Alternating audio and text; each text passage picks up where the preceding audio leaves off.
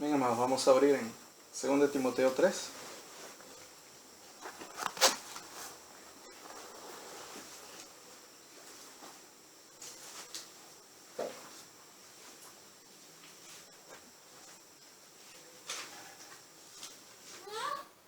Segunda de Timoteo 3, desde el versículo 1 al 5 vamos a leer. Dice: también debes saber esto, que en los postreros días vendrán tiempos peligrosos, porque habrá hombres amadores de sí mismos, avaros, vanagloriosos, soberbios, blasfemos, desobedientes a los padres, ingratos, impíos, sin afecto natural, implacables, calumniadores, intemperantes, crueles, aborrecedores de lo bueno, traidores, impetuosos, infatuados, amadores de los deleites más que de Dios, que tendrán apariencia de piedad, pero negarán la eficacia de ella. A esto se vi. Vamos a orar al Señor. Señor mío, te ruego, Padre, en tu bien, en tu misericordia, nos conceda, mi Señor, poder meditar en sus palabras como es debido. Nos conceda, mi Señor, edificación y seguir comprendiendo su obra, mi Señor, las cosas que hace. Y así nuestra alma, Señor, sea edificada. Te ruego este bien, mi Dios, y también alumbre nuestros ojos para comprender y ver las maravillas de su ley, mi Dios. Así te ruego, Padre Santo, en esta hora. Amén.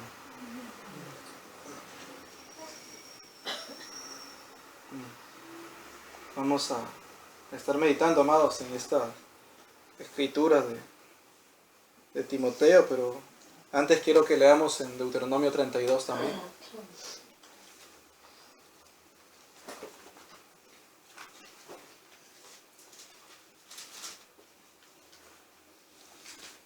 Deuteronomio 32, el versículo número 4. Dice: Él es la roca cuya obra es perfecta, porque todos sus caminos son rectitud. Dios de verdad y sin ninguna iniquidad en él. Es justo y recto. Y así nuestro hermano Moisés, hablando estas palabras a oídos de la congregación, les dice que acerca de nuestro Dios, acerca de Jehová, que Jehová es la roca de Israel, como también se le llama en Génesis. Y como esta roca no hay otra roca, porque miren cómo lo dice el versículo 31. Porque la roca de ellos no es como nuestra roca. Y hablando de los otros dioses, de los dioses de las naciones, mis hermanos, la roca de ellos no es como nuestra roca. No hay semejante a nuestro Dios, Él es único. Y miren el versículo 37 y 38. Y dirá: ¿dónde están sus dioses, la roca en que se refugiaban, que comían la grosura de sus sacrificios y bebían el vino de sus libaciones? Levántense, que os ayuden y os defiendan. Entonces, como la roca nuestra, como la roca del pueblo de Dios, no hay otra roca. Las naciones, los hombres tienen sus rocas, sus fortalezas, sus fundamentos, pero ninguno de esos es como nuestra roca, como nuestro Dios. Por eso dice, Él es la roca, y también añade, cuya obra es perfecta. Su obra, mis hermanos, es perfecta. Nadie añadirá ni quitará a ello. La obra de nuestro Dios es perfecta, es completa. Y dice ¿por qué? Porque todos sus caminos, dice, son rectitud. Su obra es perfecta porque todos sus caminos, su senda, todas las cosas que Él hace son en rectitud. Y rectitud es igual a justicia. Entonces su obra es perfecta por cuanto sus caminos son rectos. Al ser recto todos sus caminos, su obra será perfecta. Y dice luego, Dios de verdad y sin ninguna iniquidad en él. Dios de verdad sin ninguna iniquidad. A diferencia de los hombres que son mentirosos, engañadores, impíos, nuestro Dios es verdadero, fiel y justo y santo. Por eso dice, Dios de verdad y sin ninguna iniquidad en Él. No hay injusticia alguna en Él. Y al final dice, el versículo 4, es justo y recto. Miren estas palabras. Nuestro Dios, esta roca cuya obra es perfecta, con sus caminos son rectitud, Dios de verdad, sin ninguna iniquidad en Él. Él es justo y recto. Justicia y rectitud son semejantes. Y aquí las pone así. Es justo y recto. Y hermanos míos, nuestro Dios es justo y recto. Y en esta su justicia y su rectitud, miren Jeremías 25.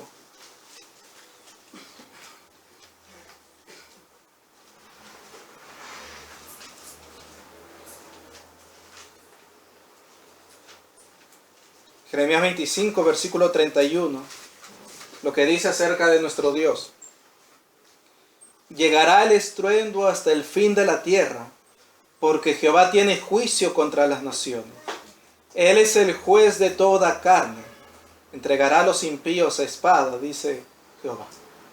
Y aquí nuestro Dios se da a conocer como el juez de toda carne, o el juez de toda la tierra, como también se le llama, o el juez de todos los hombres.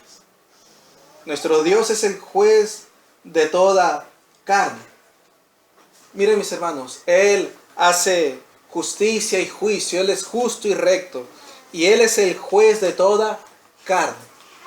Ahora, miren, en su justicia y en su juicio y en su potestad y autoridad como juez lo que hace en Deuteronomio 7.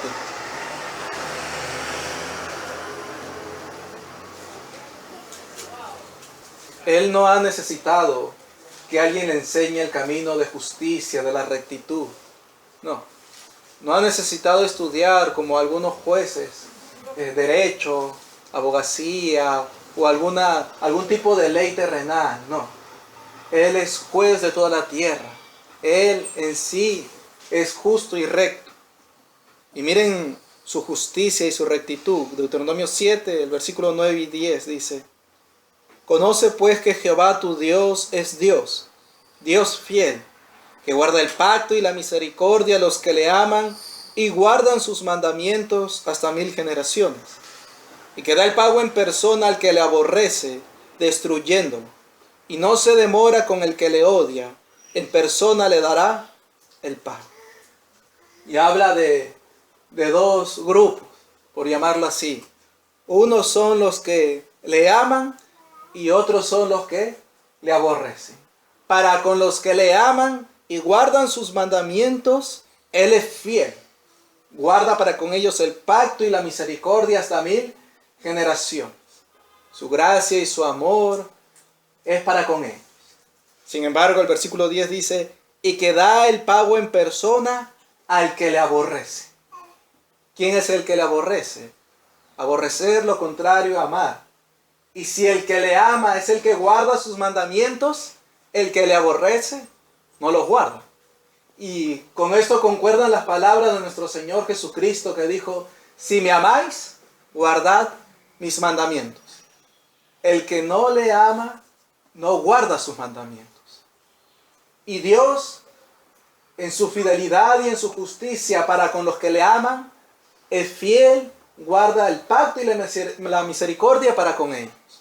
¿Y qué hace para los que le aborrecen? Dice: y que da el pago en persona al que le aborrece, destruyéndolo. Los hombres que quebrantan sus mandamientos, que son infieles a Él, que delinquen delante de Él, quebrantando sus estatutos, Él les da el pago en persona, destruyéndolos. Dice: no se demora con el que le odia o le aborrece, en persona le dará el pago. ¿Por qué? Porque Él es el juez de toda la tierra. Y Él es justo y recto. Entonces a esto les dará el pago en persona. Ahora, amados míos, miren. la justicia y la rectitud de nuestro Dios y su autoridad como juez. En esta tierra hay jueces y llega uno que ha delinquido y el juez determina si es inocente o culpable. Si ha delinquido, es culpable según las leyes o los estatutos de las naciones. Pero el juez no es el que ejecuta la sentencia o el castigo, sino que entrega al que delinque, al que ha sido hallado culpable, a otros a que ejecuten la pena que él ha dictado. Sin embargo, aquí nuestro Dios es escrito como el juez. Es justo y recto, y no solamente como el juez, sino también como el que ejecuta la condena o el castigo al que le aborrece, al que le odia. Entonces su justicia, su rectitud va mucho más allá de lo que la justicia terrenal pudiera ser. Él verdaderamente es el juez de toda la tierra. Sentencia al culpable y no solamente lo sentencia, sino que Él también lo castiga. Y quería que tengamos firme esto, mis hermanos, porque 2 de Timoteo 3, las escrituras que hemos leído, y lo que se dice allí, son descripciones de hombres que le aborrecen. Y amados, Pablo dice algo allí por el Espíritu.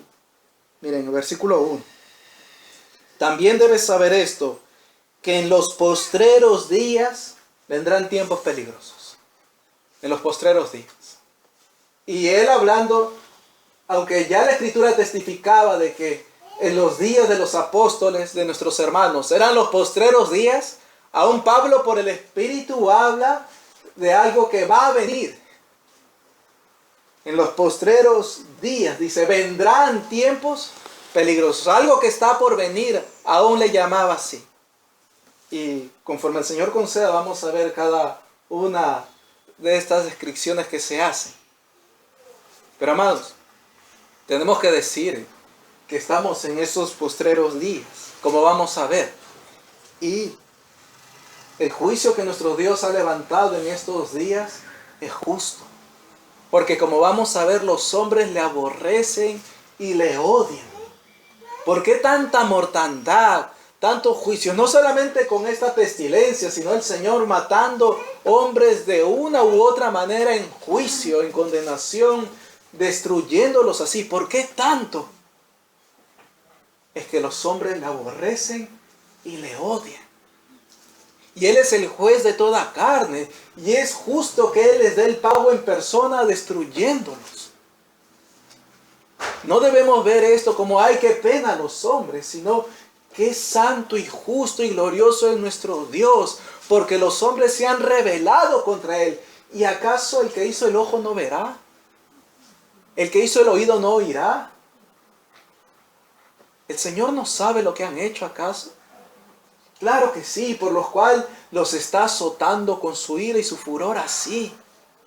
Entonces es justo, porque ellos han delinquido, le han aborrecido y quebrantado sus mandamientos. Entonces, nosotros podemos ver que lo que Dios está haciendo es justo y recto.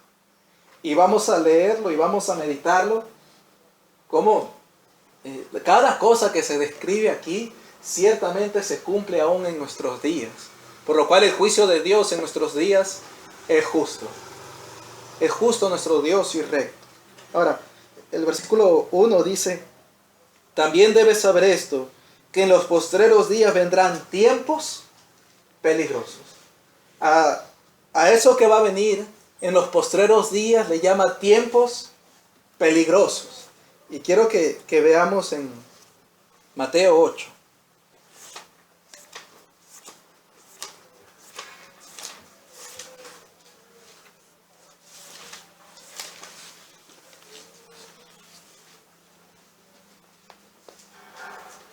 Mateo 8, el versículo número 28. Dice, cuando llegó a la otra orilla, a la tierra de los Gadarenos, ¿recuerdan los endemoniados Gadarenos que salen ahí? Vinieron a su encuentro 2 endemoniados que salían de los sepulcros, feroces en gran manera, tanto que nadie podía pasar por aquel camino. Miren, amados, lo que allá se le llama tiempos peligrosos, aquí se le llama feroces. Estos dos endemoniados que salieron de los sepulcros eran feroces en gran manera. Y aquí se le llama feroces y allá se le llama en Timoteo peligrosos. Vendrán tiempos peligrosos, feroces, de mucha maldad.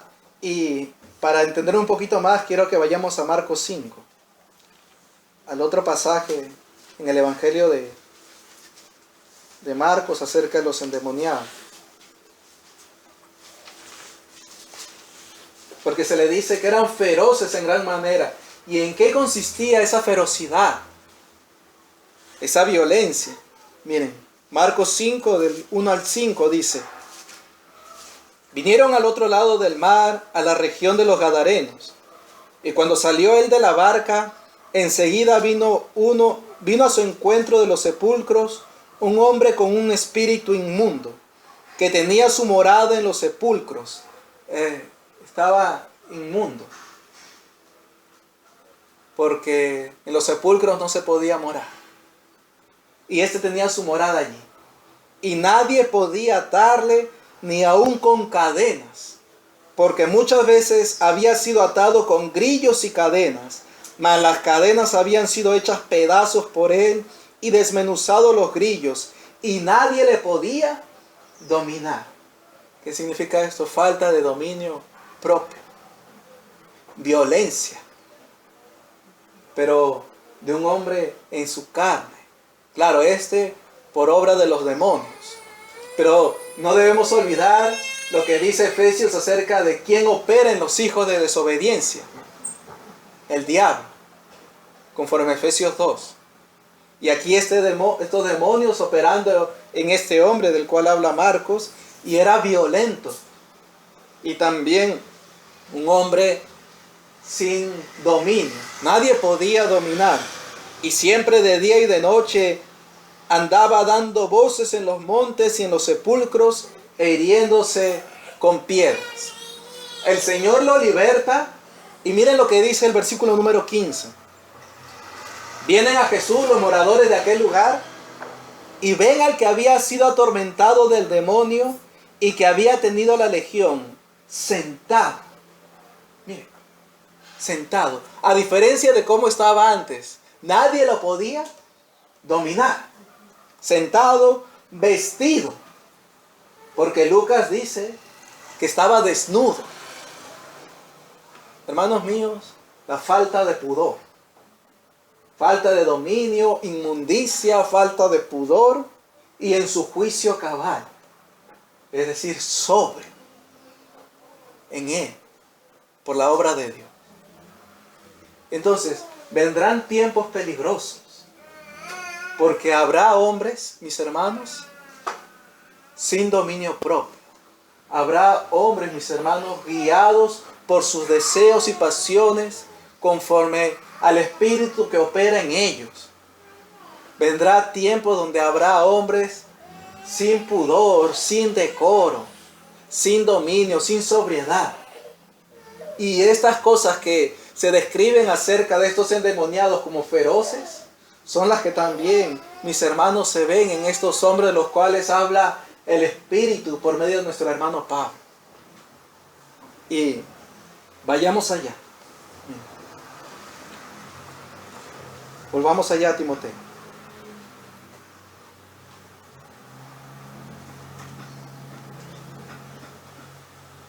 Y aquí, amados, debemos entender que a quienes va a describir no son creyentes, sino son hombres injustos, impíos, porque justamente le llama así al final del versículo 2, impíos.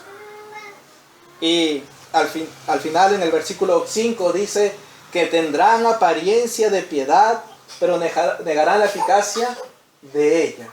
Amados, esta escritura describe muy bien a los hombres sin Dios. Y aún también, mis hermanos, debemos decir a los hombres que dicen tener piedad o profesan creer en el Señor.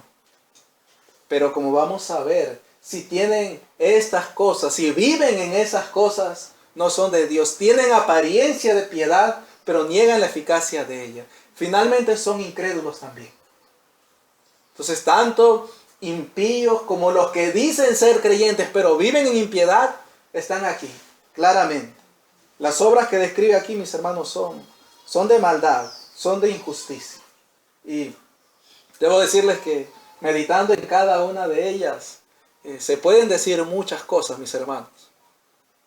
Y lo que el Señor concederá meditar no será todo lo que se puede decir de cada una de ellas, pero lo que meditaremos, creo que es bueno meditarlo para conocer que ciertamente lo que aquí se describe son de los hombres de este tiempo en el cual vivimos y también de los apóstatas que están en este tiempo.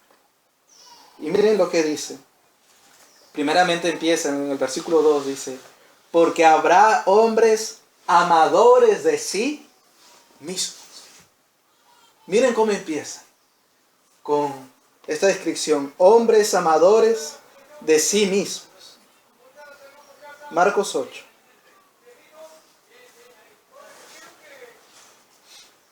Vamos a Marcos 8. Versículo 34 al 36. Recuerden lo que el Señor dijo cuando alguno le quería seguir, que debía aborrecer su vida. Y aquí lo pone de esta manera. Versículo 34 al 36. Y llamando a la gente y a sus discípulos le dijo, si alguno quiere venir en pos de mí, niéguese a sí mismo y tome su cruz y sígame, que es igual aborrecerse a sí mismo. Porque todo el que quiera salvar su vida, la perderá. ¿Quién es el que quiere salvar su vida?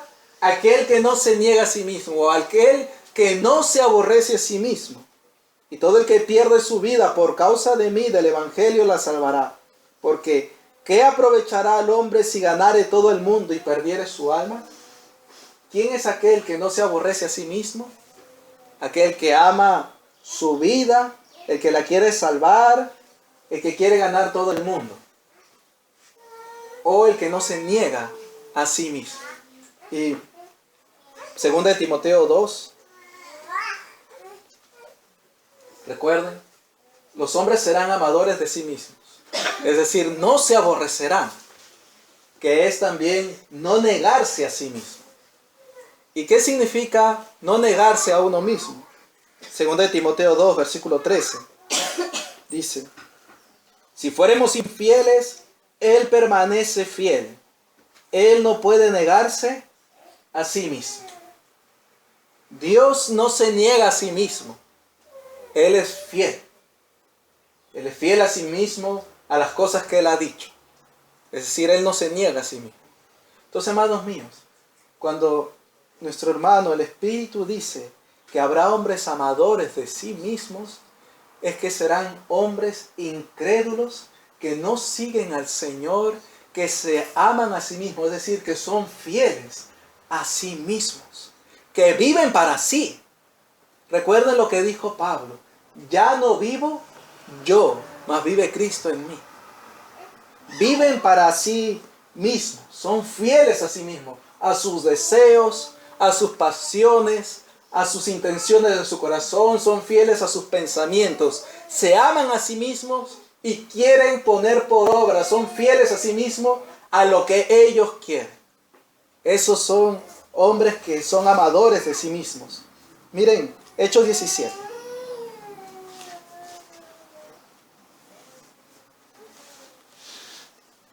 Entre los pasajes que vamos a leer varias cosas de las cuales el Señor dice acerca de los creyentes, que los creyentes hacen, que son contrarias a las que dice Timoteo, pero las leeremos justamente para poder entender lo que no es ser piadoso.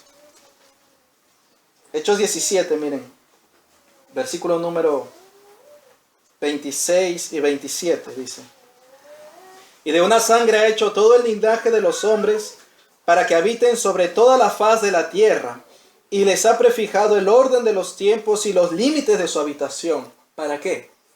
Para que busquen a Dios, si en alguna manera palpando puedan hallar. Dios los creó.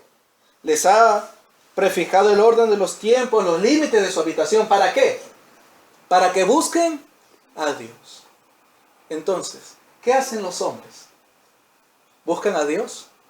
No. Buscan, mis hermanos, lo propio, seguir sus metas, sus sueños, sus propósitos. No viven para buscar a Dios, porque se aman a sí mismos. Y hay algo, mis hermanos, que hoy en día se menciona mucho también, y es el egoísmo. ¿Qué es el egoísmo? Ego viene del yo. ¿Qué es egoísmo? Seguir lo propio, seguir lo mío, o amarme a mí mismo. Eso es el egoísmo. Y así, amados míos, los hombres viven en estos días. Y esto es contrario al amor. Miren 1 Corintios 13.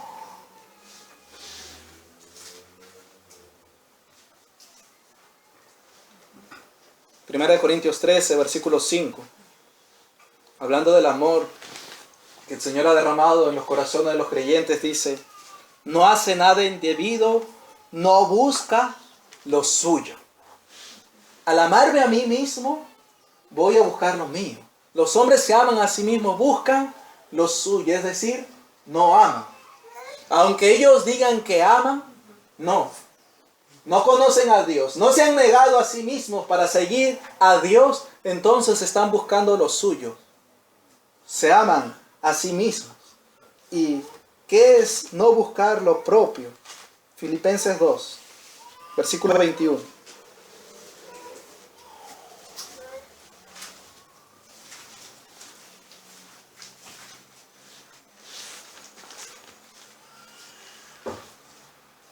Filipenses 2:21 dice: porque todos buscan lo suyo propio, no lo que es de Cristo Jesús. Miren, solamente dos cosas: o buscar lo de Cristo Jesús o lo propio.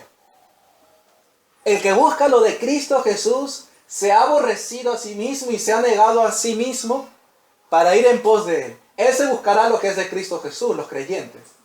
Pero el que no busca lo de Cristo Jesús, sino lo suyo propio, no se ha aborrecido a sí mismo, no se ha negado a sí mismo, es decir, se ama a sí mismo. El que busca lo suyo propio es aquel que se ama a sí mismo. Y no vemos a los hombres hoy en día así, amadores de sí mismos.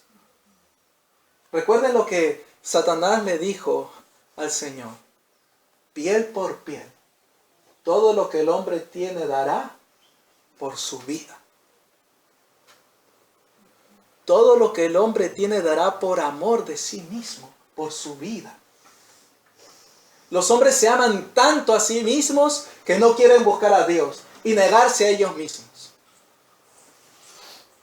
Y miren, en estos días, en este azote, esta pestilencia del Señor, como ya se ha dicho antes, han dejado tantas cosas que ellos aman hacer.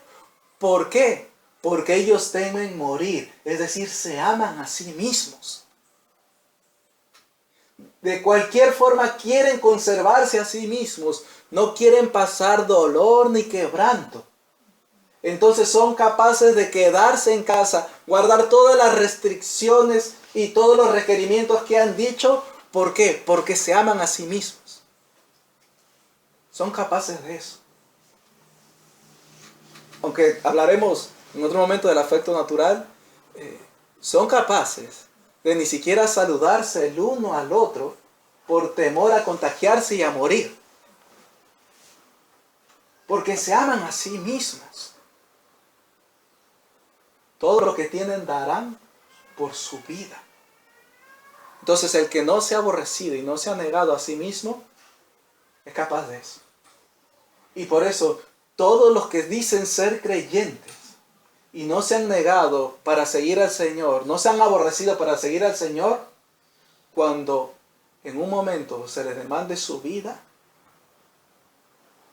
todo lo que tienen, aún esa supuesta fe, darán por su vida.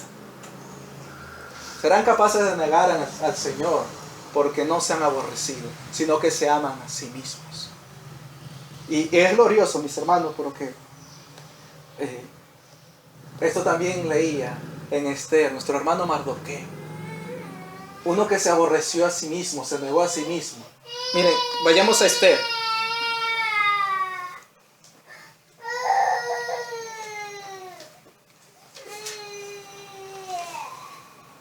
El capítulo número 3.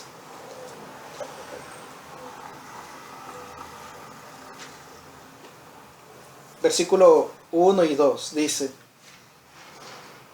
y el 3 también vamos a leer. Dice, después de estas cosas el rey Asuero engrandeció a Amán, hijo de Amedata Agageo, y lo honró y puso su silla sobre todos los príncipes que estaban con él. Y todos los siervos del rey que estaban a la puerta del rey se arrodillaban y se inclinaban ante Amán, porque así lo había mandado el rey. Pero Mardoqueo ni se arrodillaba ni se humillaba.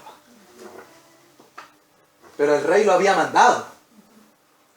Pero no, él tenía el mandamiento del rey, de los reyes. Y Mardoqueo no se humillaba ni se arrodillaba ante Amán. Y los siervos del rey que estaban a la puerta preguntaron a Mardoqueo, ¿por qué traspasas el mandamiento del rey? Miren. Amán se levanta contra los judíos, contra Mardoqueo por su aborrecimiento a Mardoqueo. Sale un edicto de que en tal día, de tal mes se debían matar a todos los judíos. Y luego de eso la reina Esther va ante el rey Asuero, hacen banquete. Y en el capítulo 5, versículo 9, ya estando esta sentencia de que los judíos debían ser muertos en tal fecha, miren el versículo 9 del capítulo 5. Y salió Amán aquel día contento y alegre de corazón. Pero cuando vio a Mardoqueo a la puerta del palacio del rey, que no se levantaba ni se movía de su lugar, se llenó de ira contra Mardoqueo. A pesar de haber una sentencia de muerte sobre nuestro hermano Mardoqueo, y que de alguna manera uno podría decir, oye, y ya está Amán, el que se levantó así, complácelo. No, no se levantó ni se movió delante de él. Es decir, seguía haciendo lo mismo que antes, que hubiese ese mandamiento del rey. Mardoqueo se había aborrecido a sí mismo y era fiel a su Dios. Pero miren, hoy en día no peligra la vida de ningún hombre a causa de algún mandamiento del presidente. Porque no ha sido el mandamiento del presidente, quien sale de su casa o quien se reúne va a morir. No, será llevado a la comisaría o una multa. Pero los evangélicos no se reúnen. ¿Por qué? Se aman a sí mismos. No se han aborrecido. Y no tienen en estima el mandamiento de Jesucristo. ¿Ven? Que tienen apariencia de piedad, pero niegan la eficacia de ella. Hermanos míos, esto es los hombres amándose a sí mismos. Por eso es justo el juicio de Dios contra los hombres. Y hay otra doctrina más, amados, que en estos días se ha levantado. Y quiero para ello que leamos Efesios 3, versículo 8.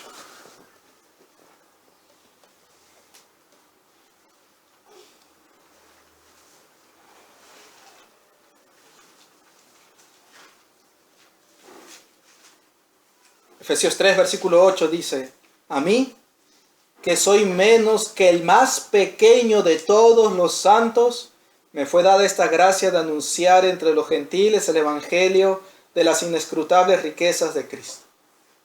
A mí, que soy el más pequeño de todos los santos. Miren cómo se estimaba Pablo a sí mismo. El más pequeño de todos los santos. Hoy en día hay una doctrina contraria a esta, que se llama autoestima. Y hermanos, miren, autoestima de uno mismo. ¿Qué es la estima? La estima es amor, porque recuerden lo que dice Mateo, o estimará uno o aborrecerá al otro. Estimar algo es amar, que es lo mismo. Autoestima es ser amador de uno mismo. Cuando los hombres dicen, tienes que tener autoestima, ¿qué te están diciendo? ámate a ti mismo.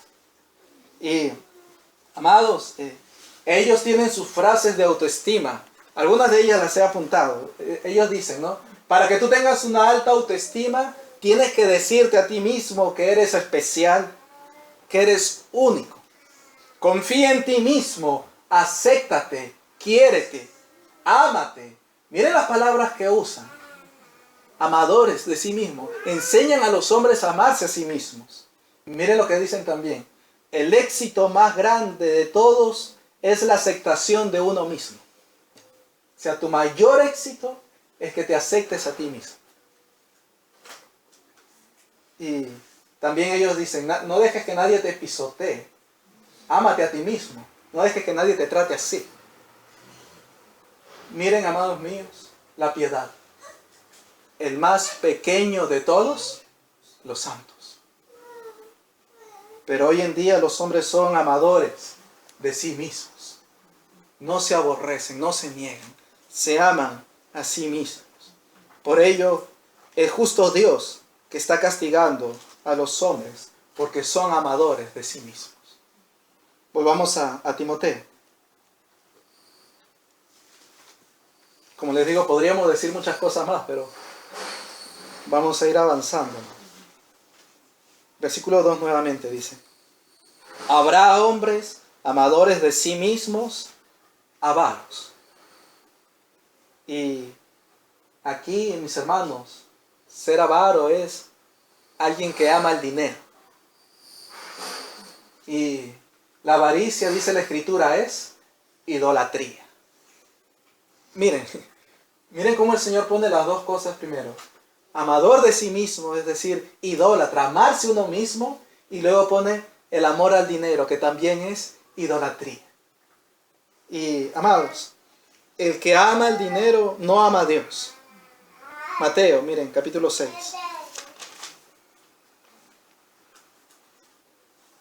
No ama a Dios, sino que lo aborrece.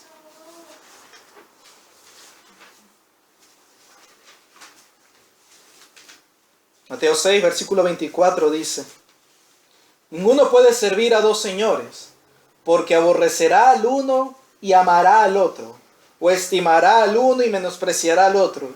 No podéis servir a Dios y a las riquezas. Amar a Dios significa aborrecer las riquezas, pero estimar o amar las riquezas significa aborrecer a Dios. Habrá hombres avaros que aman las riquezas y que por lo cual aborrecen a Dios, aunque ellos digan que no. Si aman las riquezas y su andar y su vida es de evidencia de amar a las riquezas, aunque digan con sus labios que amen a Dios, es mentira. Aunque digan a Dios que le aman. ¿Por qué? Miren, Job 31.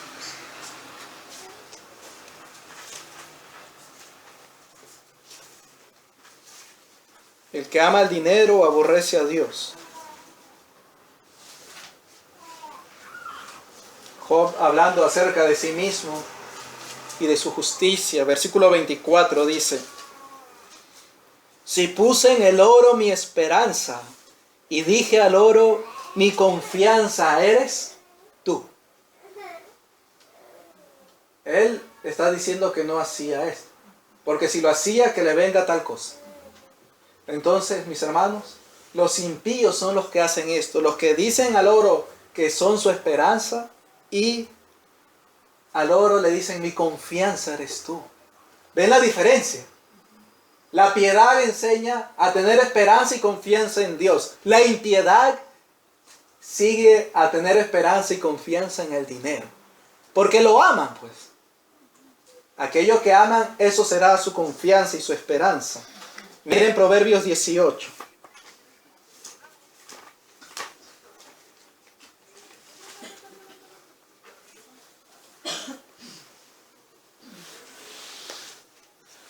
Ponen su confianza, su esperanza en el dinero. Y así las estiman, así la ven. 18:11 dice: las riquezas del rico son su ciudad fortificada. Recuerden las ciudades de aquel tiempo, amuralladas, rodeadas, para que ningún ejército penetre en ellas, para que ningún ejército entre. Ciudades de grandes muros, altos y gruesos. Y dice que las riquezas del rico son su ciudad fuerte, su ciudad fortificada. Y como un muro alto, ¿dónde? En su imaginación. Porque es solamente imaginación. Su seguridad, su confianza, su esperanza en el dinero solamente está en su imaginación. Porque en cualquier momento, como acontece en estos días, se hacen alas, como alas de águila y vuelan al cielo. Pero mientras las tienen, son su confianza, su esperanza. Y aún cuando ya el Señor les ha dado testimonio de que se hacen como alas de águila, siguen confiando en eso. Los siguen buscando y los siguen procurando. ¿Recuerdan aquel hombre del cual el Señor habla, que derribó sus graneros, los hizo mayores porque iba a cosechar más? ¿Y qué le dijo a su alma? Alma, le dice, muchos bienes tienes guardados para muchos días, para muchos años. Repósate, come, bebe, regocíjate. ¿Dónde estaba su confianza, su esperanza?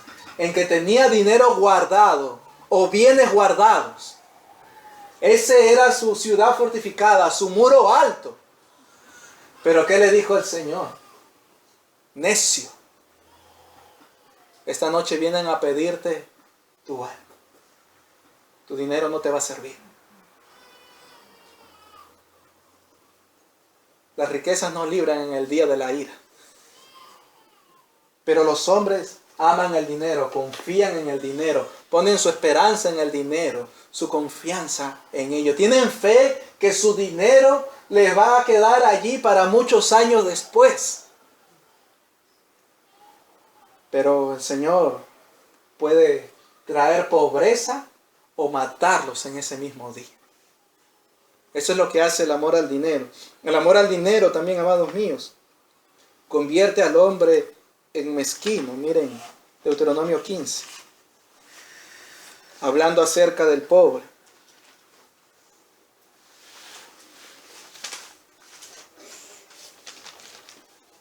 Es decir, el amor al dinero hace que el hombre no sea dadivoso.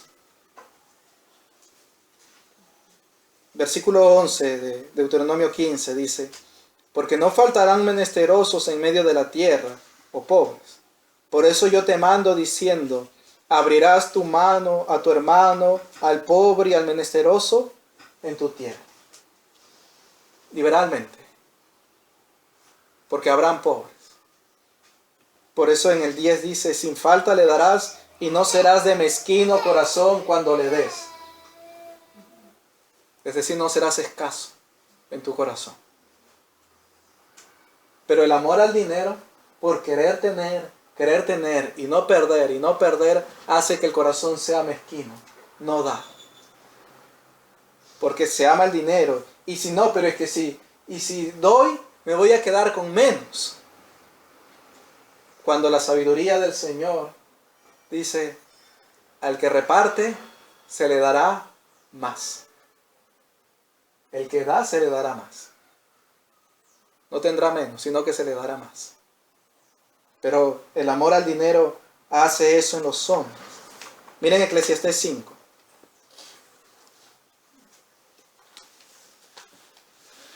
Anoche leía algo, amados, y era tremendo acerca de esto. En nuestro país van a promulgar una ley donde a los ricos, no sé a partir de cuánto ganen, le van a pedir que den un impuesto. O bueno, van a estar obligados, creo, a que den un impuesto.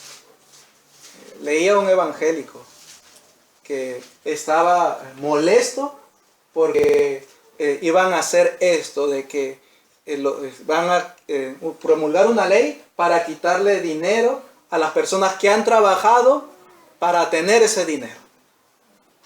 Pero este evangélico no tuvo celo cuando se prohibieron las reuniones. ¿Qué testifica eso? Amor al dinero. Porque ¿cómo tú tienes más celo cuando te piden dinero que cuando te prohíben reunirte. Es el amor al dinero. Es maldad. Eclesiastés 5:10 dice: el que ama el dinero no se saciará de dinero, y el que ama el mucho tener no sacará fruto. También esto es vanidad. El que ama el dinero, el avaro, no se saciará de dinero. Y el que ama el mucho tener no sacará fruto. Nunca tendrá lo suficiente. Entonces, su alma desea, codicia y obtiene. Pero no le es suficiente y va a querer tener más. Y cuando alcanza eso, va a querer tener más. Y va a querer tener más y no se saciará de dinero. Y el pobre igual. El pobre no está exento de ese amor al dinero. El pobre también desea, ve al rico y tiene envidia. Y quiere ser como el rico. Y quiere tener lo que el rico tiene. Y hace todo lo posible para ser como un rico. Y vivir como rico. En sus bajas posibilidades. Y quiere tener más y más y más. El que ama el dinero no se saciará de dinero. El amar al dinero nunca dará saciedad, mis hermanos. Pero los hombres hoy en día, ¿cómo están? Tras eso, tras eso. Y claro, los evangélicos están allí. Ya como no se pueden reunir, lo que sí pueden pedir y mandar que sus congregaciones den es el diezmo y la ofrenda. No les van a pedir que se congreguen, pero sí les van a pedir que den. Entonces, como MacArthur por ahí ha mandado sobrecitos a sus congregantes, o ponen sus números de cuentas allí. ¿Por qué? ¿Qué pasó? ¿Por qué sí pueden pedirles y mandarles a que hagan eso y no pueden pedirle y mandarle a, oye, vamos a reunirnos? No, el amor al dinero. Y no se sacian de dinero. No se sacian así de dinero. Por lo cual también 1 Timoteo 6, miren lo que dice. Ven que estamos hablando tanto de los hombres incrédulos como de los evangélicos, porque el pasaje habla allí de los impíos, de los que tienen apariencia de piedad. 1 Timoteo 6, versículos 9 y 10, dice: porque los que quieren enriquecerse caen en tentación y lazo, y en muchas codicias necias y dañosas, que hunden a los hombres en destrucción y perdición. Porque raíz de todos los males es el amor al dinero, el cual codiciando algunos se extraviaron de la fe y fueron traspasados de muchos dolores. Raíz de todos los males es el amor al dinero.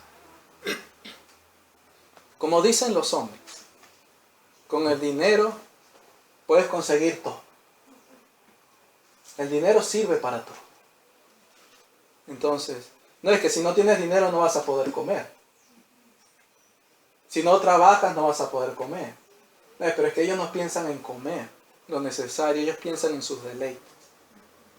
Y por eso el amor al dinero es la raíz de todos los males.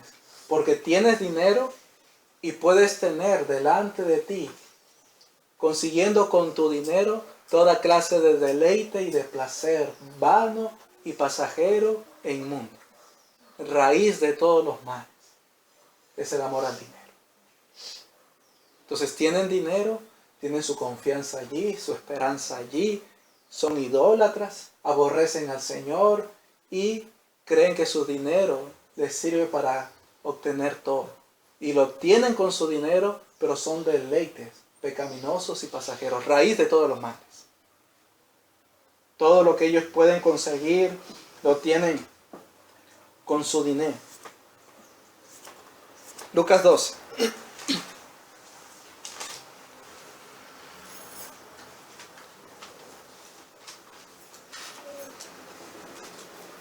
Y los hombres preocupados, no solamente los impíos, sino también los evangélicos, porque están cayendo a las bolsas en Estados Unidos y va a haber una recesión y va a venir pobreza, y todos preocupados por eso.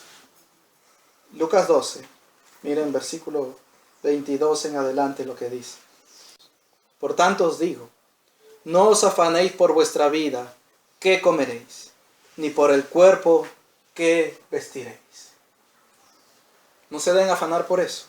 La vida es más que la comida y el cuerpo que el vestido. Considerad los cuervos que ni siembran ni ciegan, que ni tienen despensa ni granero, y Dios los alimenta. ¿No valéis vosotros mucho más que las aves? ¿Y quién de vosotros podrá con afanarse añadir a su estatura un codo? Pues si no podéis ni aun lo que es menos, ¿por qué os afanáis por lo demás? Considerad los lirios, cómo crecen. No trabajan ni hilan. Mas os digo que ni aun Salomón con toda su gloria se vistió como uno de ellos. Y si así viste Dios la hierba que hoy está en el campo y mañana es echada al horno, ¿cuánto más a vosotros, hombres de poca fe? Vosotros pues no os preocupéis por lo que habéis de comer, ni por lo que habéis de beber, ni estéis en ansiosa inquietud, porque todas estas cosas buscan las gentes del mundo. ¿Ven? ¿Qué buscan la gente del mundo? La comida, la bebida, pero en ansiosa inquietud, en incredulidad, porque creen que si no tienen dinero no van a poder obtener eso. Mas el Señor dice a los santos, no estén en esa ansiosa inquietud. No se afanen, no se preocupen. Las aves no trabajan y nosotros no estamos trabajando mucho como antes durante este tiempo. Pero se ha cumplido la Escritura. Como Él sustenta a las aves, sustenta a su pueblo. Entonces, hermanos míos, su palabra es verdadera.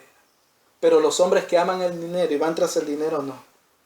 Por ello al final dice, mas buscad el reino de Dios y todas estas cosas serán añadidas.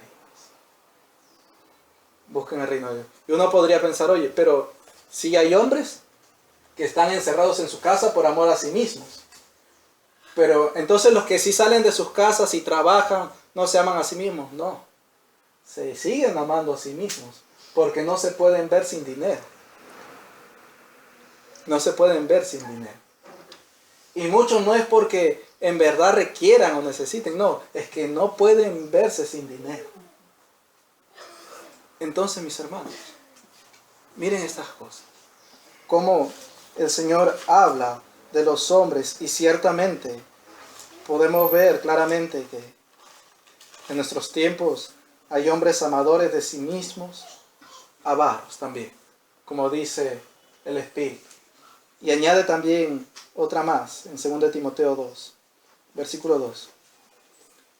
Habrá hombres vanagloriosos. Hombres vanagloriosos que se glorían en algo vano, en sí mismos, que se glorían en lo que han obtenido, que se glorían en lo que son o en lo que pueden obtener. Recuerden que la vanagloria, mis hermanos, es algo del mundo. Lo que proviene del mundo, dice la vanagloria de la vida. No proviene del Padre, ¿sí? Proviene del mundo. Y el mundo entero está bajo el maligno. Entonces la vanagloria no es algo de alabanza. Es algo que el Señor aborrece. Y miren Filipenses 3. Hay una verdadera gloria. No una vanagloria, sino una verdadera gloria que se haya gloriarse en el Señor. El que se gloría, gloríese en el Señor. Pero los que no se glorían en el Señor, sino en otra cosa, son glorias vanas. Filipenses 3, versículo 3 dice, porque nosotros somos la circuncisión, los que en espíritu servimos a Dios, y nos gloriamos en Cristo Jesús, no teniendo confianza en la carne. Hay una gloria en la carne, o una vanagloria, como también le podemos llamar, pero una gloria en Cristo Jesús. Y los que se vanaglorían en la carne, se vanaglorían por lo que son, se vanaglorían por dónde han nacido, como luego hablará Pablo, que era israelita, por quienes son dentro de ese lugar, por lo que han alcanzado.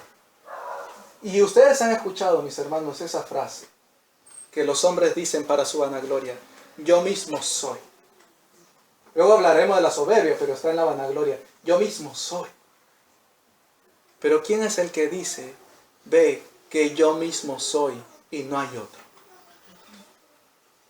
el Señor. Pero la vanagloria de decir yo mismo soy. Y esta vanagloria hemos escuchado de ser alguien en la vida. Entonces, mientras tú no hayas estudiado o no hayas llegado a ser profesional, eres nadie en la vida. Pero cuando lo obtienes, ya eres alguien en la vida. Y es una vanagloria porque ya me gradué. Y los padres se vanaglorían, se enorgullecen de sus hijos porque, oye, aquí está, mira, su graduación. Y ponen su foto y tienen el cuadro allí en sus casas de esa graduación. Una vanagloria. Creen que son algo en la vida. Pero miren el Salmo 62.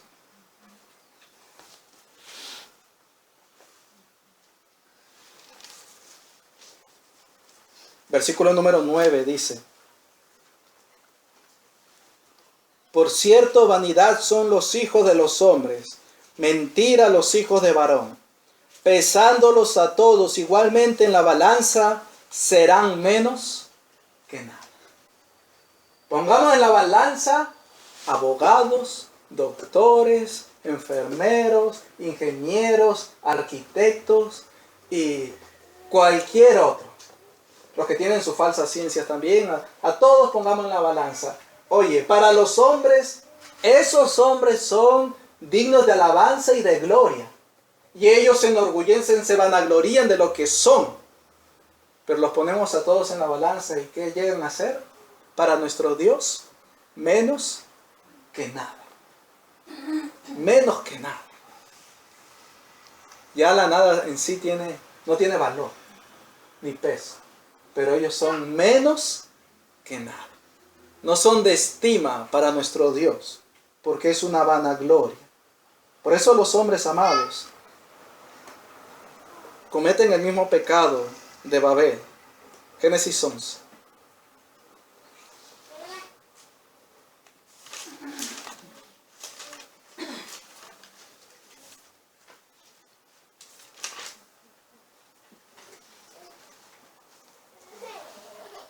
Génesis 11, versículo número 4, dice de esta manera: Y dijeron, vamos, edifiquémonos una ciudad y una torre, cuya cúspide llegue al cielo, y hagámonos un nombre, por si fuéramos esparcidos sobre la faz de toda la tierra. ¿Cuál es el pecado de Babel? Quererse hacer un nombre. ¿Y no es que los hombres buscan eso en su vanagloria? Su fama, su reconocimiento, tener un nombre, o como ellos lo dicen, hay que pasar a la historia. Y nuestros hermanos, hablamos de la historia de nuestros hermanos, porque Dios los dejó como ejemplo de piedad, pero ellos no quieren pasar así. No es su pasar a la historia así, sino de sus logros, de sus metas, de sus sueños que ellos han obtenido, de quienes fueron, su vanagloria. El mismo pecado de Babel, mis hermanos. Una vanagloria. Y como es una gloria vana también, mis hermanos, al amarse a sí mismos y al tener dinero, se vanagloriarán para consigo mismos en su dinero y en lo que pueden obtener con su dinero. Por eso vemos la vanagloria de los hombres en cómo quieren estar vestidos a la moda. Cómo quieren tener lo último de tecnología, porque eso les da una gloria, una vanagloria a ellos.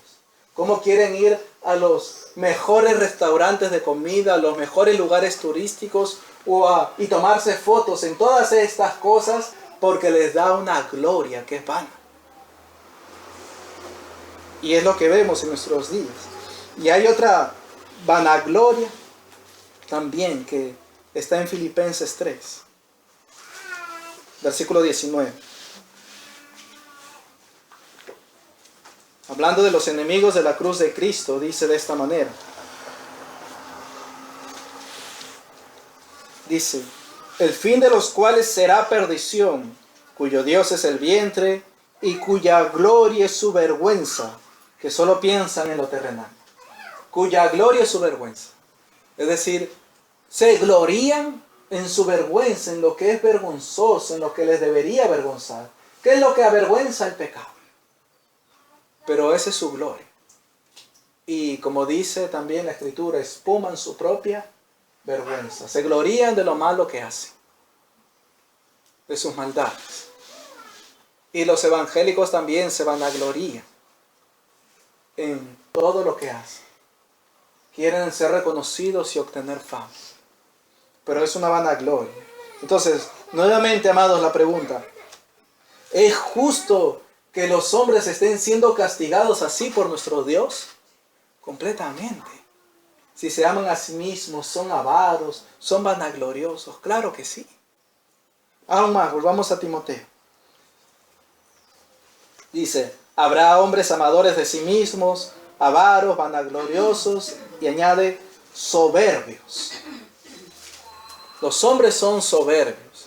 Y ser soberbio es querer estar por encima de otros, o brillar, o relucir, o resplandecer por encima de otros. Y esto, amados, es terrible también delante de nuestro Dios. Miren Isaías 42:8, lo que dice.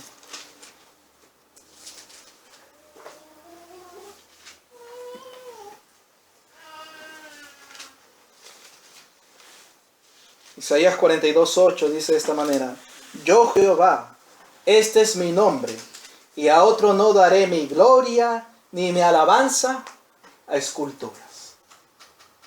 Y hay uno digno de esta gloria, y es nuestro Dios. Pero los hombres soberbios procuran la gloria, el brillo, la grandeza de sí mismos.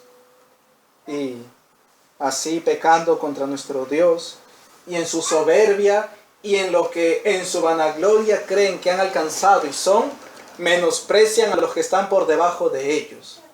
Por ello se llaman a sí mismos líderes. Líderes. Que es vanagloria y soberbia. Y confían en sí mismos, no se apoyan en Jehová. Porque recuerden lo que dice Proverbios: confía en Jehová y no te apoyes en tu propia prudencia. Pero los hombres, como son amadores de sí mismos, son soberbios y creen que lo que ellos piensan y desean, eso está bien. Confían en sí mismos y persiguen lo que ellos quieren. Son soberbios. Y cuando se les anuncia el Evangelio y se les dice que están haciendo mal, no. ¿Por qué? ¿Por qué? Porque tú lo dices. Son soberbios. ¿Qué? Porque tu libro lo dice. Porque tu Dios lo dice. La soberbia de los hombres así. Miren Nehemías 9.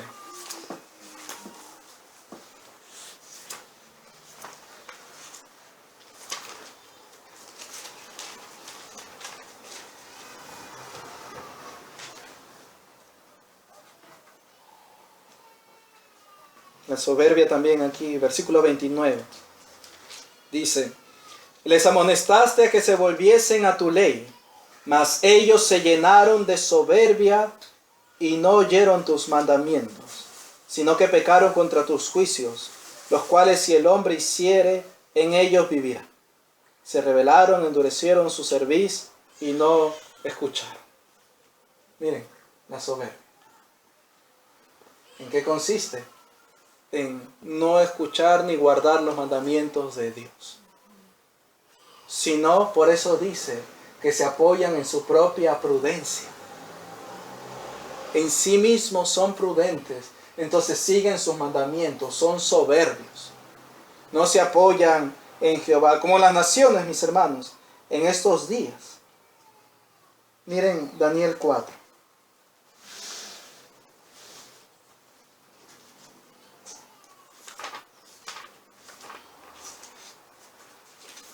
Que también nuestro hermano Nabucodonosor pecó así en su impiedad. Daniel 4, versículo 29 y 30.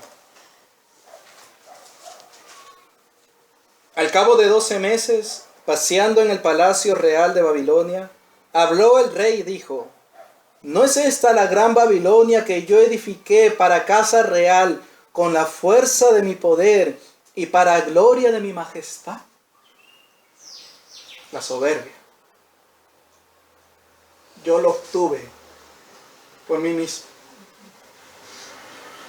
Se ensoberbeció su corazón, como también el Señor habla acerca del pueblo en Deuteronomio. Mi poder y mi fuerza me han traído esta riqueza, la soberbia.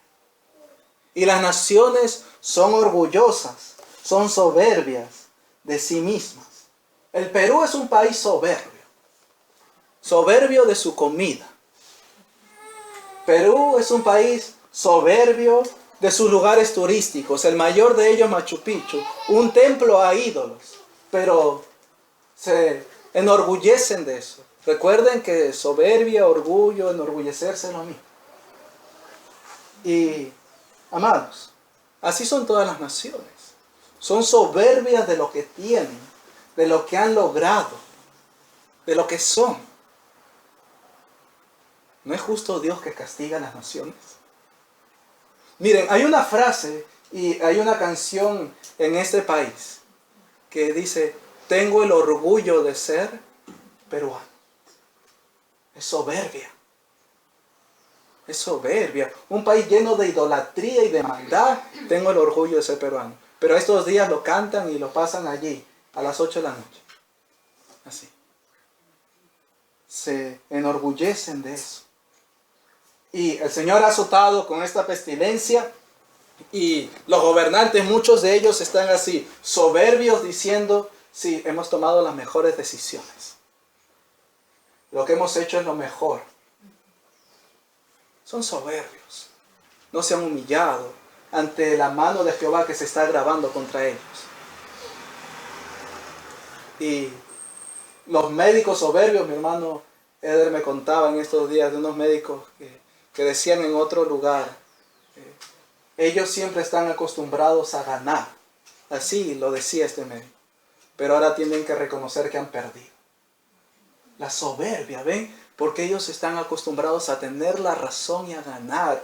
Pero Jehová los humilla. Pero ni aún así se humillan delante de Él.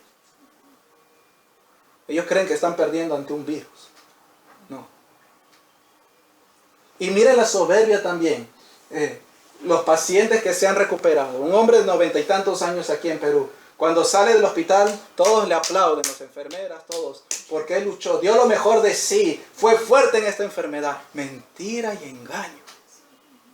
Pero son soberbios. Porque ese hombre seguramente estuvo entubado no sé cuántos días. Inconsciente. ¿Qué peleó? ¿Qué luchó? No hizo nada. Pero los hombres son soberbios.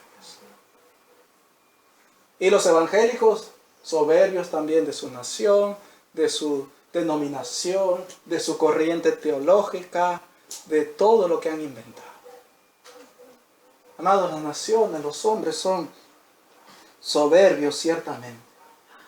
Así andan y así viven. También dice Timoteo: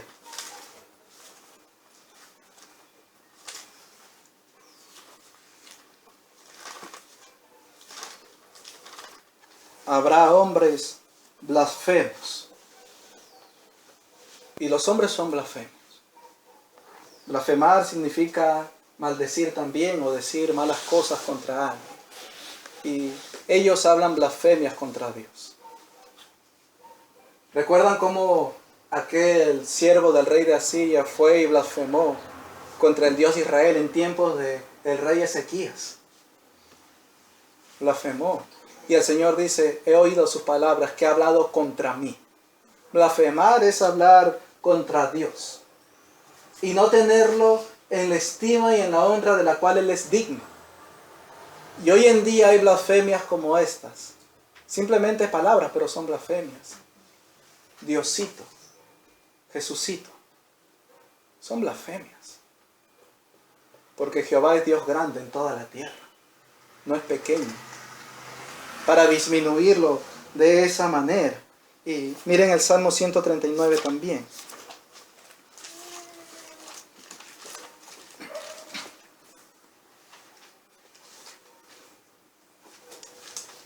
Versículo número 20.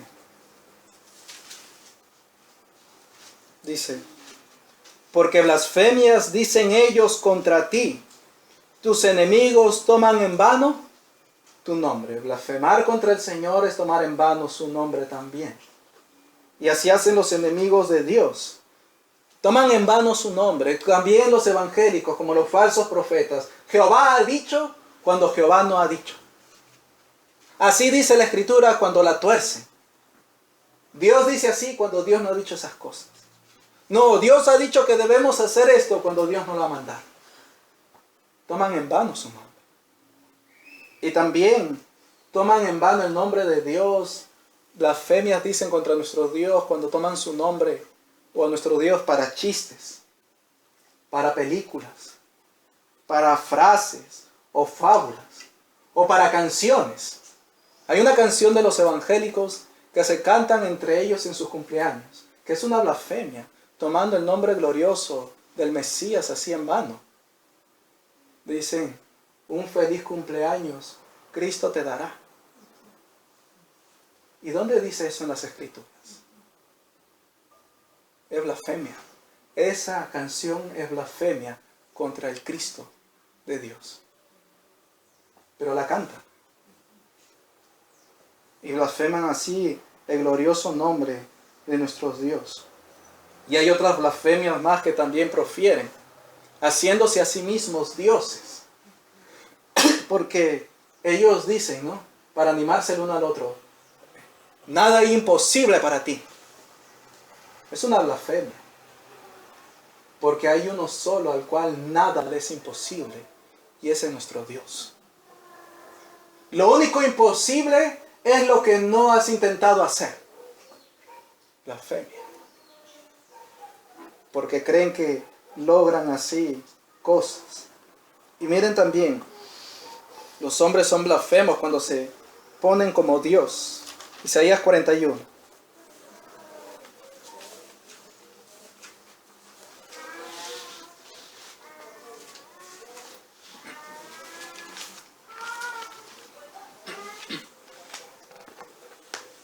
Isaías 41, versículos 21 y 22 dice: Alegad por vuestra causa, dice Jehová. Presentad vuestras pruebas, dice el Rey de Jacob. Traigan, anúnciennos lo que ha de venir. Díganos lo que ha pasado desde el principio, y pondremos nuestro corazón en ello. Sepamos también su postrimería, y hacednos entender lo que ha de venir. Versículo 23. Dadnos nuevas de lo que ha de ser después, para que sepamos que vosotros sois dioses, o a lo menos haced bien o mal, para que tengamos que contar y juntamente nos maravillemos. Vamos, para que sepamos que ustedes son dioses, díganos lo que fue desde el principio, lo que ha pasado desde el principio, lo pondremos en nuestro corazón. Y también díganos lo que va a pasar, para saber que son dioses. Y los hombres se han constituido así en dioses. Y en este tiempo, los epidemiólogos, los infectólogos, los doctores, que están dando sus pronósticos acerca de lo que va a pasar, no dicen de repente, no dicen tal vez, sino que dan por sentado que así va a suceder. Y haciéndose a sí mismos dioses. Y es maldad. Son blasfemias contra nuestro Dios. Dicen ellos profetizar el futuro. Y Dios nos los ha mandado. Entonces hablan de sí mismos, constituyéndose a sí mismos Dios. También Timoteo añade: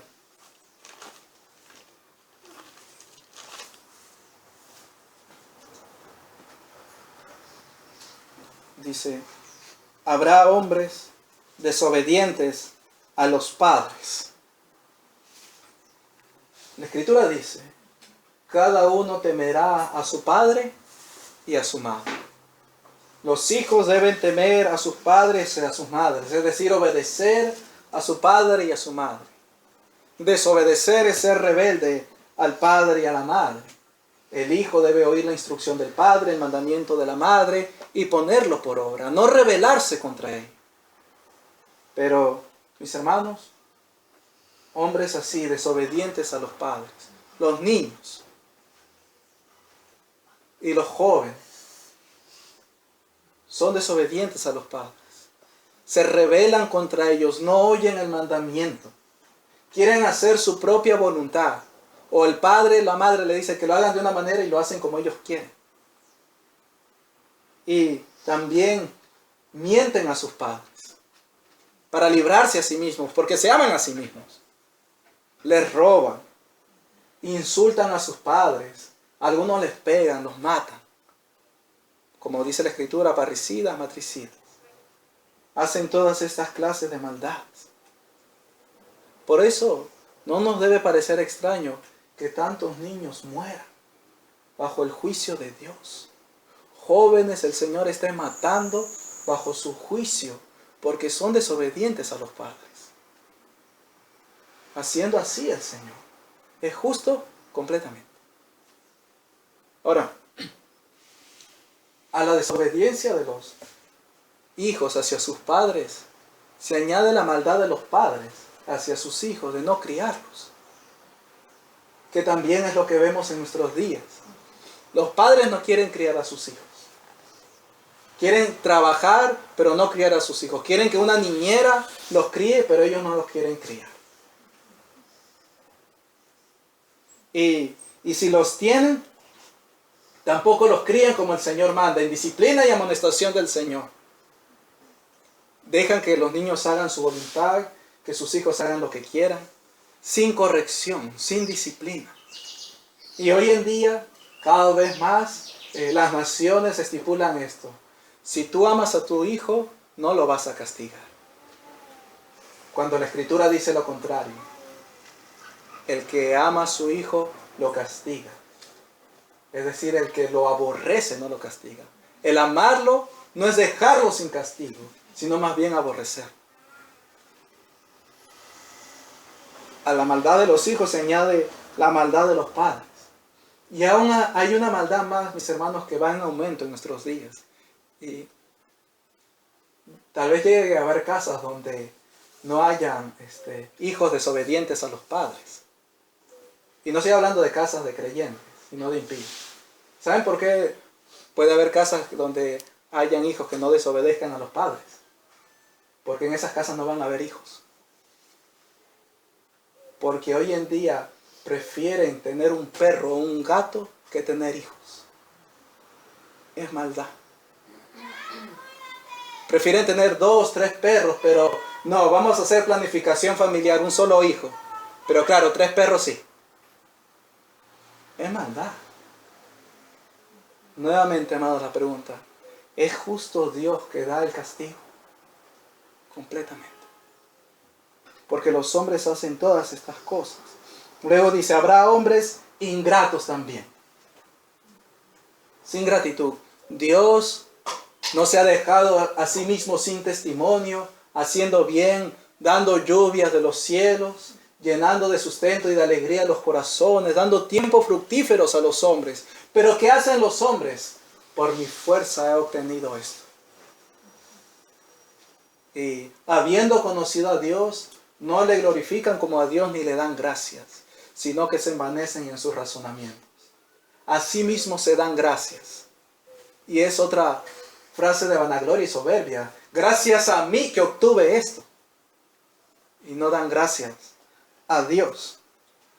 Y son ingratos. Y cuando alguien les da algo,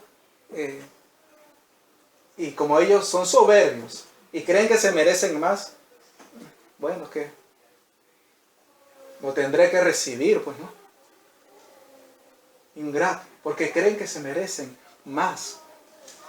Es maldad, su ingratitud. Y por último, amados, dice que habrá hombres impíos.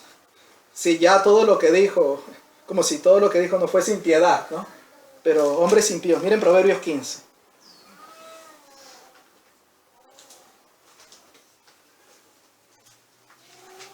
Proverbios 15, el versículo número 9, dice.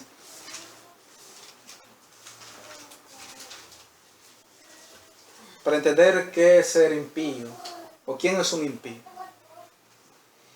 Abominación es a Jehová el camino del impío, mas él ama al que sigue justicia.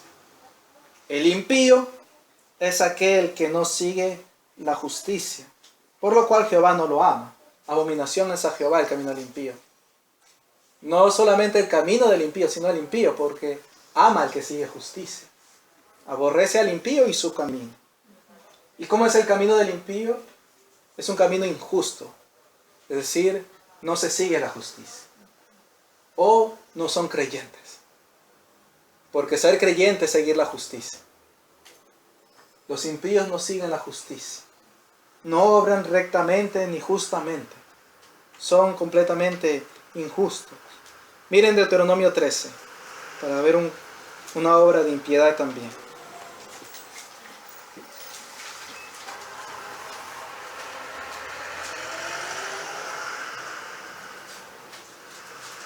Deuteronomio 13, versículos 12 y 13. Dice: si oyeres que se dice de alguna de tus ciudades, que Jehová tu Dios te da para vivir en ellas, que han salido de en medio de ti hombres impíos, que han instigado los moradores de su ciudad, diciendo: vamos y sirvamos a dioses ajenos que vosotros no conocisteis. Miren, su impiedad se manifestará en pedir a otros a seguir a dioses ajenos o no seguir a Jehová.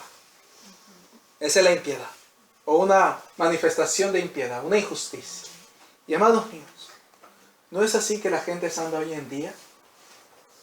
Son dioses para sí mismos, se siguen a sí mismos, siguen sus filosofías, siguen sus religiones, siguen sus propios pensamientos. Hay de todo para todos, pero no siguen a Jehová. Los que siguen a Jehová son los que el Señor ha tenido misericordia de ellos. Pero aún entre los evangélicos tienen sus distintos dioses. Aunque digan creer en la Escritura, en el Dios de la Biblia, tienen sus distintos dioses. Y cuando uno los examina con las Escrituras, ve que sus dioses no son el Dios de verdad, Jehová. Pero les dicen a los demás: vamos, sirvamos a otros dioses. Es impiedad. Y nuevamente, amados, por eso aún hemos oído de pastores que han muerto de esta pestilencia. Jehová los castigó así por su impiedad y maldad. La otra vez vi que habían algunos cantantes, también de estos cantantes llamados cristianos, que también el Señor los había herido con esta pestilencia. No los mató, pero los hirió. También por su maldad. Porque mandan a seguir a otros dioses. Amados, Jehová es justo y recto. Y las naciones han cometido todas estas maldades. Por lo cual es justo lo que está pasando en el mundo.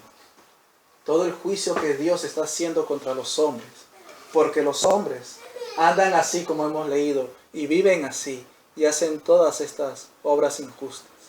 Por lo cual es justo Dios que da el castigo a cada uno en persona. Oraremos al Señor. Señor mío,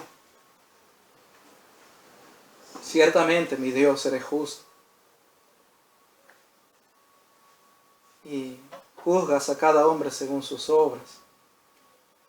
Y en persona le das el pago, Señor, debido a sus rebeliones. Y te agradecemos también, Señor, te agradezco por tu misericordia a nosotros en habernos salvado, en habernos rescatado. Porque también éramos así en otro tiempo, amigos. Mas te agradó revelar a tu Hijo en nosotros. Muchas gracias, mi Señor, por esto, Padre. Amén.